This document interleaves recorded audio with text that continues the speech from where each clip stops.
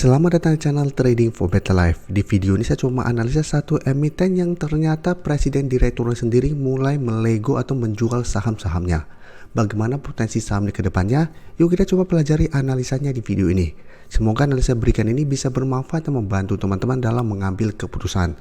Untuk teman-teman belum subscribe channel ini, bisa tekan tombol subscribe agar tidak ketinggalan informasi dan analisa saham terbaru yang akan diupload setiap harinya. Sebelum saya mulai analisa, kita baca dulu artikel dengan judul pendiri BVIN Profit Taking raih dana sekitar 55 miliar. Jadi presiden direkturnya sendiri menjual saham-sahamnya, bisa kita lihat pada tanggal 10, 12, dan 26. Pertama di harga 1.300, 100 di sekitar harga 1.270. Tapi walaupun sudah menjual sahamnya, presiden direkturnya masih memiliki sekitar 2,16% lembar saham BVIN. Sekarang kita coba lihat secara teknikal. BVIN secara teknikal saat ini sebenarnya masih oke. Bisa kita lihat masih kuat berada di atas garis EMA 150 dan saat ini mencoba untuk break garis EMA 50. Jadi walaupun saat ini harga berada di atas garis EMA 50, secara teknikal ini belum terkonfirmasi break, tapi masih menarik untuk dipantau. Apabila minggu depan BVIN berhasil naik di atas garis EMA 50 atau terbentuk candle hijau di atas garis EMA 50, maka ini sudah terkonfirmasi dan secara teknikal akan mulai membaik kembali. Tapi untuk tren jangka menengah pun sebenarnya BVIN masih oke trennya selama masih kuat di garis EMA 150. Jadi sebelumnya BVIN sempat turun bawah garis EMA 50, tapi bisa kita lihat mengatas garis EMA 150 bisa rebound dan mulai bergerak naik. Tinggal konfirmasi saja. Apabila terkonfirmasi, BVIN berpotensi untuk uptrend lagi untuk tren jangka pendek menuju target terdekat di sekitar 1350 sampai target lebih jauh di sekitar 1400.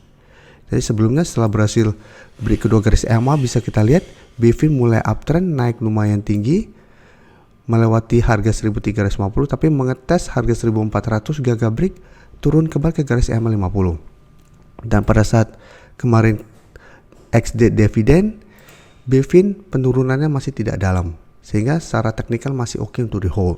Dan garis MACD jika kita perhatikan saat ini juga masih bergerak naik. Dan dari data broker summary jika kita perhatikan penurunan 1% lebih ini malah ada sedikit akumulasi dan asing melakukan sedikit distribusi. Jadi BVIN walaupun direktur sendiri melakukan take profit, tapi secara teknikal menurut saya masih bisa di hold. Tapi untuk teman-teman saat ini baru mau entry, wait and see dulu. Menurut saya tunggu kembali di sekitar garis EMA 50 di sekitar harga 1295 sampai harga 1300. Apabila BVIN minggu depan masih kuat berada di atas harga 1300 ini, baru coba ikutan entry. Karena ingat apabila gagal bertahan di atas garis EMA 50, BVIN berpotensi kembali turun mengatas garis EMA 150 saat ini di sekitar 1235. Sekarang saya akan coba analisa temannya yaitu saham CVIN yang bisa kita lihat secara teknikal pun saat ini masih uptrend sebenarnya, tapi beberapa minggu terakhirnya mulai sideways dan hari Rabu kemarin turun 2% lebih ke 404. Jadi saat ini CVIN masih berada di atas support 400 yang beberapa kali masih bisa menahan penurunan dari saham ini. Tapi resisten kuat sebenarnya di 440 dan ada satu resisten minor di sekitar 420. Jadi belum sempat mendekati 440, CVIN setiap kali mengetes 420 sudah gagal break dan mulai bergerak sideways. Tapi ingat secara teknikal untuk tren jangka menengah CVIN trennya masih bergerak uptrend. Dan untuk garis EMA 50 bisa kita lihat saat ini masih di harga 380 dan support EMA 150 masih di sekitar 348. Dan garis MACD jika kita perhatikan saat ini sudah mulai bergerak turun. Dan dari data broker summary jika kita perhatikan penurunan 2% lebih ini ada sedikit distribusi dan asing juga melakukan distribusi. Jadi dari data yang kita dapat apabila teman-teman ingin coba entry saham CVIN, menurut saya sebaiknya tunggu di sekitar harga 400. Apabila CVIN minggu depan masih mengetes 400 dan bisa bertahan, baru coba ikutan entry untuk swing trade dengan target jangka pendek di sekitar 420.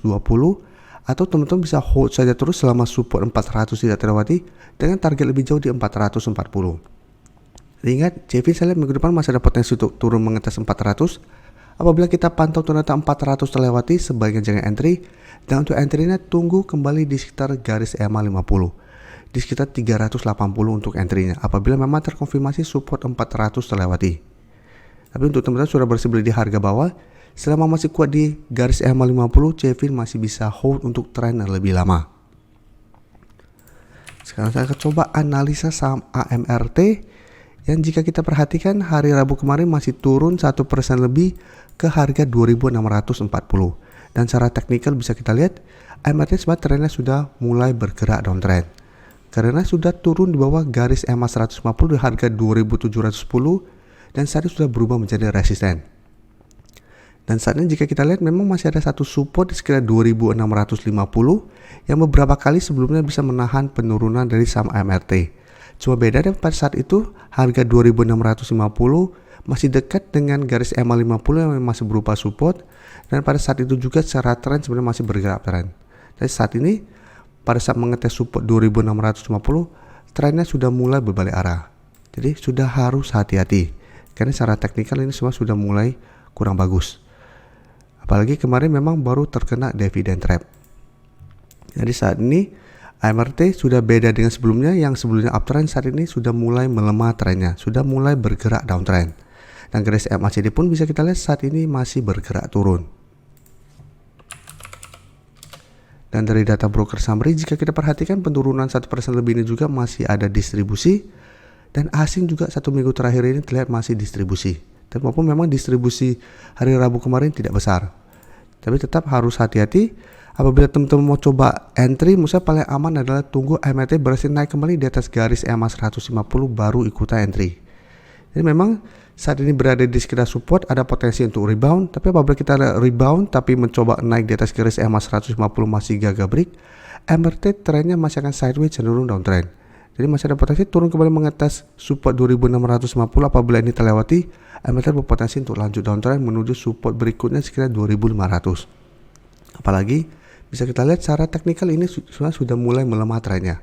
Jadi apabila teman-teman pingin entry sebaiknya wait and see, atau apabila mau coba spekulatif buy di sekitar support 2.650 harus disiplin. Pertimbangkan untuk cut loss apabila ternyata support ini terlewati. Sekarang kita akan coba kasih contoh kasus lain. Kenapa saya bilang harus hati-hati? Saham SIDO bisa kita perhatikan. Ini juga sama. Sebelumnya berada di atas kedua garis EMA, setelah trennya uptrend. Setelah turun di bawah garis EMA 150 ini sebenarnya sudah terkonfirmasi downtrend. Sama seperti AMRT tadi.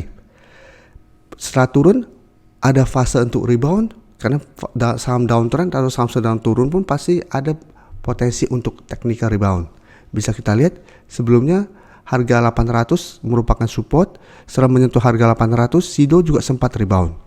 Tapi setelah rebound bisa kita lihat mencoba untuk break garis EMA 150, ternyata gagal break dan melanjutkan penurunan. Jadi harus hati-hati. Seperti AMRT saya jelaskan, apabila mau coba entry paling aman tunggu AMRT berhasil naik dulu di atas garis EMA 150. Apabila berhasil rebound dan gagal naik, tetap masih ada potensi seperti saham SIDO ini.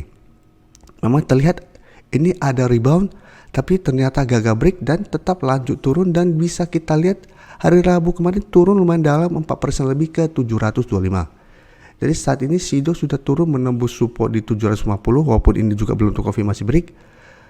Tapi secara taktikal ini masih sangat downtrend, candlenya sangat solid. Saya lihat masih ada potensi untuk lanjut turun ke support di harga 700. Dan garis MACD pun bisa kita lihat saat ini masih bergerak turun. Dan dari data broker summary jika kita perhatikan penurunan 4% lebih ini masih ada distribusi, walaupun asing terlihat masih masuk dengan jumlah besar pada penurunan 4% lebih ini. Jadi untuk SIDO apabila teman-teman mau coba spekulatif buy, menurut saya paling aman adalah tunggu di sekitar 700 ini daripada entry di sekitar harga sekarang, atau beli dekat-dekat dengan 750. Apabila teman-teman mau entry itu resiko lumayan besar apabila tidak terkonfirmasi SIDO berhasil naik kembali di atas 750. Jadi apabila teman-teman mau entry, bisa entry apabila SIDO berhasil naik di atas 750 terkonfirmasi naik, atau tunggu di support 700 apabila masih bisa bertahan baru coba entry. Atau lebih bagusnya lagi, coba cari saham lain yang secara teknikal lebih oke daripada saham SIDO. Jadi cari saham-saham yang secara candle masih berada di atas kedua garis EMA, itu akan lebih oke. Apalagi cari yang saat ini sedang uptrend daripada fokus pada saham sedang downtrend. Walaupun memang apabila kita cari saham downtrend dan kita coba entry di harga bawah dan ternyata dia berhasil rebound dan naik tinggi, kita akan profit sangat besar. Tapi ingat, resiko juga sangat besar apabila kita entry dan ternyata masih lanjut bergerak turun. Karena itu apabila kita entry sebuah saham, kita harus punya trading plan yang jelas. Terima kasih telah menonton video ini. Like dan share video ini bila bermanfaat bagi teman-teman. Dan support channel ini dengan cara tekan tombol subscribe agar channel ini bisa makin berkembang dan bisa membantu lebih banyak orang lagi. Terima kasih.